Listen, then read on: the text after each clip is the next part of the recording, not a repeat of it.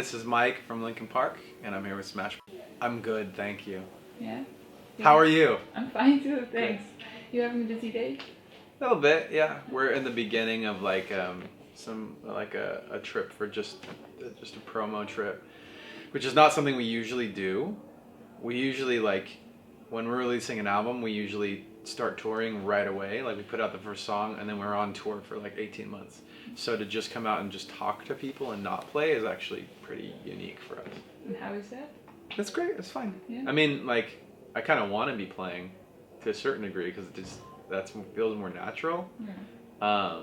But yeah, it's good. It's the album is like, I feel like we put so much into our albums that, you know, when you work like 18 months on something, it's like you want to go to some degree. I want to go talk about it, and then there's also like a part of me that's like wants to let the music speak for itself. Yeah. So like I'm conflicted. Yeah, that's fine. I mean, the thing is though that like it was so interesting. It's been so interesting to like it's a moment of like reflection. Like once you like finish an album, mix it, master it, turn it in, you're done. Like you can't touch it anymore unless you're Kanye and keep changing shit. But that's not, yeah, we've turned in a record, and then you know, when you start talking to people about it, it inherently is like this moment of reflection where you're like, what did I just do? What was the process really like? And for us, like some of the, you know, listening back to some of the music and thinking back about what, you know, the moments that it was the inspiration came and the moments that we decided like, oh, let's make a song about this. Those, you know, those were I find myself like thinking back about some of the most important parts in making the album, and in fact like some of the things that are really important to us as people. It's a very human record. And human in the sense that, like, I think our struggles and our flaws and our the things that we worry about or get upset about are kind of just on full display. You know, maybe more so than other albums, just because it was something about the writing style. You know, like I think that we normally when we go into a song, we write. I do a lot of work on the track first. It's almost like more like a hip-hop production style, so track and then you lay the vocals on top.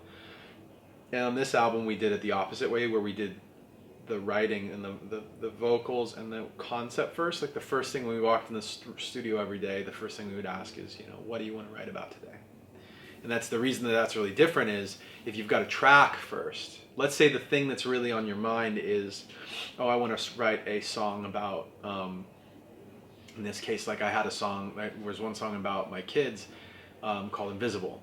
So Invisible, I walked in the studio and I said, I want to write a song about my kids, like when right now they're very hard-headed and they're little, but when they're like 16, they're going to be insane. Like it's going to be like slam the door, I hate you, Dad, and you don't understand me, and so on. That's going to happen, inevitably. And I thought, like, wouldn't it be cool to have a song that I could stick in a time capsule and like send it to that moment to let them know, you know, I'm not trying to be mean to you, I'm just trying to do what's best for you, and so on. And so I walk in the door in the studio, and if you're writing in a way where the lyrics and the concept comes first, and you say, this is what's on my mind, I want to write about that today. But what if we weren't doing that? If I walked in the studio that day and we were working on a punk rock song that's like fuck the man, or like, you know, like Guilty All the Same, for example, like if we're writing that song and I come in and that's what we're working on, then all of a sudden like I'm not writing the song for my kids anymore, right? So that's just it's a totally different like way of approaching it. And to bring it back to what you asked originally, which was, you know, what is the word that describes it and what makes it human, it's that those ideas those things that came to our minds first and foremost were the first things that the songs were all about. I mean, all the songs on One More Light are personal. I think that some of them are a little more playful, like in different ways, but they're all personal. And the title track. This is actually the first time that we've ever named an album after a song. And the reason we did that is because it always felt like the song One More Light was like a centerpiece of the album. It's just a really important track to the album. When we did it, it's a song about loss. So there was a day that we were, there's a week where we were working on music, and we had found out the week before that this friend of ours, who actually is somebody who worked for the label and was a friend of the band's, she had gotten cancer. And then the next message we got was that she was dead. And we went, wait, what? Like, nobody told us it was that bad. Like, we just thought she was sick.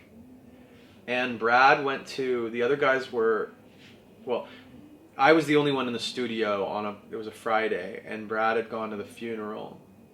And I came in, and it was like the only thing on my mind. It was the only thing I could write about. And it was like, God, do I really want to write a song about death? Like, that's so dark, and it's like so just, such a drag. But I felt like, in the spirit of what we had been doing, it was like, well, this is the only thing I can write about. Like, I don't have anything else on my mind more than this, so I just wrote about it. And I was with, we had a collaborator in that week named Egg White. And Egg, one of the reasons why I came in is because Egg was there. He'd flown all the way out from London, and I didn't want to waste our last day together. Like, I didn't want to send him home early. I didn't want to, spend the day working on something that I didn't care about. So I was like, look, we're going to write about this today. And he's like, I get it. Let's do it. And I felt like the key moment, I remember when I sang him, I had the idea for the way the chorus ended. The chorus is basically, who cares if one more light goes out? Who cares if we lose, people, things, whatever. And then the punchline is, I do. I care. And I remembered when I sang that to him, he had this, he almost, you could see he was moved. And I went, oh, that's the line. This is important to do. And so I felt really good about it, and we finished the demo of the session that day, and the next week I got to play it for the guys, and they were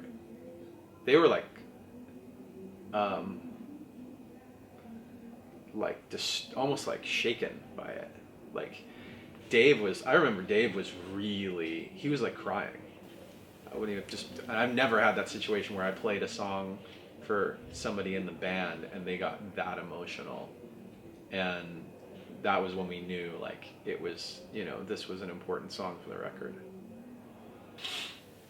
Well, we joked that in the process of making the album that whenever if we had any visitors in the process, if we had anybody outside the band come in, they were always going to be outnumbered anyway, so we couldn't help but be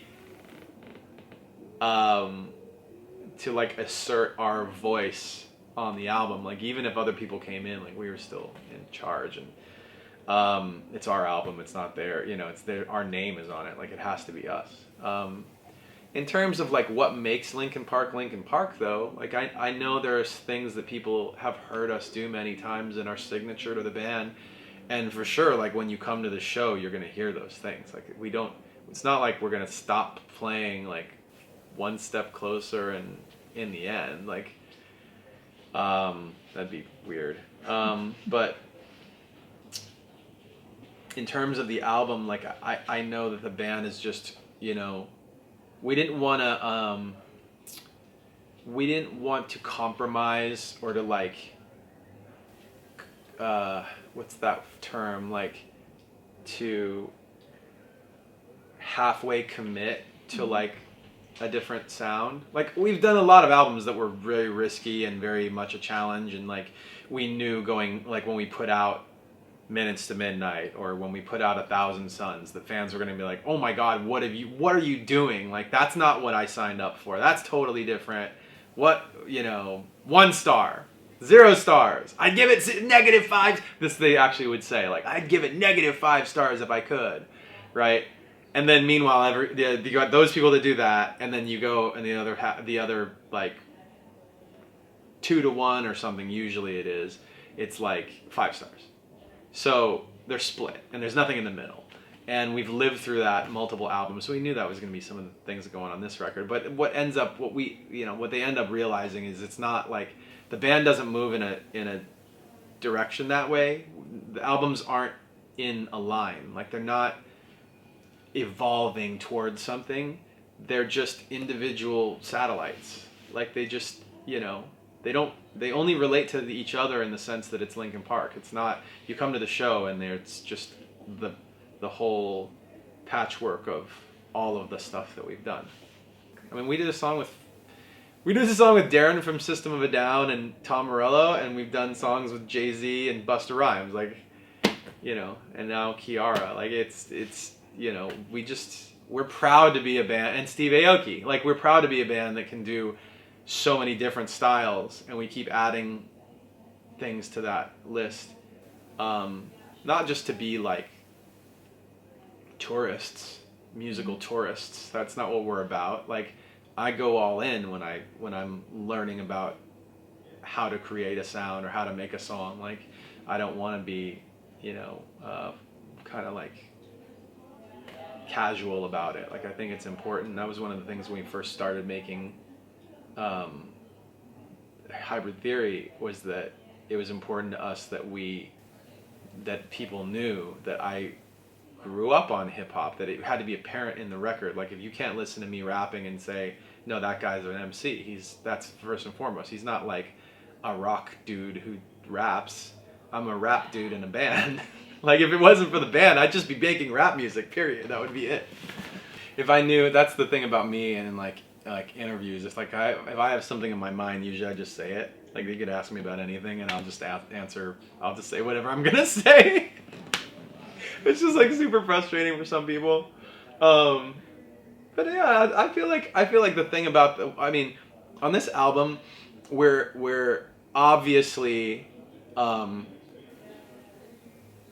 in terms of like, if there have been any like fans who are upset, or fans who are confused, or fans who expected something and they're mad even that they didn't get that thing. First of all, it's important to realize that that's not, when somebody says like, I like the old Linkin Park, chances are the people who say that, they all mean different things. Like, oh, I like X, the old thing, better than the new thing. This person means in the end. This person means one step closer. This person means like the album with Jay-Z. Like, they mean totally different things, right? And so on. And then, and I think for me, like, the lines between genres and the lines between styles have gotten so blurred in terms of as a listener, that I don't think in those terms anymore. Like, if someone's highest priority is that there is screaming and a certain like recording style of guitars on an album, like, God bless you. I don't even understand that. Like, that can be somebody's thing, but I don't, that's not how I listen to music. I don't listen to music going into it saying like, is there a technique that's represented in this song? Like, is there a certain type of guitar tone, or is there a certain type of synth sound, or whatever your thing might be? I go into the song listening for like the song, right? It sounds stupid, it sounds obvious, but if you read YouTube comments, you start to realize that's not how everybody works. So that's funny. And they say like, and those same people will start to point the finger in the direction of like, oh, it's a pop record. And I'm not gonna defend that. Like, if it's a pop record, then it's a pop record. That's fine. I mean, there's a difference though between it being a pop record and us intentionally making a pop record. And to me, that's a big difference. To somebody else, that might not be a big difference, but to me it is, because there are so many types of pop that I would never do. It's just not my thing. Like, ooh, baby, baby, girl, I want to have sex with you, like, let's dance. Those are songs that, like, that's fine for some people to write. Like, that's not my shit. I don't love to listen to that, really, and I definitely would not love to make that. And so if that's what somebody means by pop music, then we're not on the same page. However, pop music has gotten, in terms of genre and style, like it's gotten so mixed and blended that if blending genres and making something that doesn't definitively sit inside the alternative or the rock box means that it's not rock, then so be it. Like, I don't care. Yeah. Who do I relate to the most?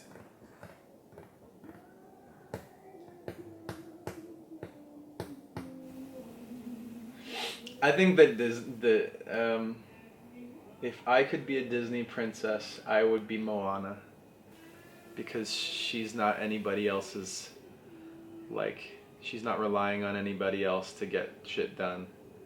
She's not like a maiden in distress, you know what I mean?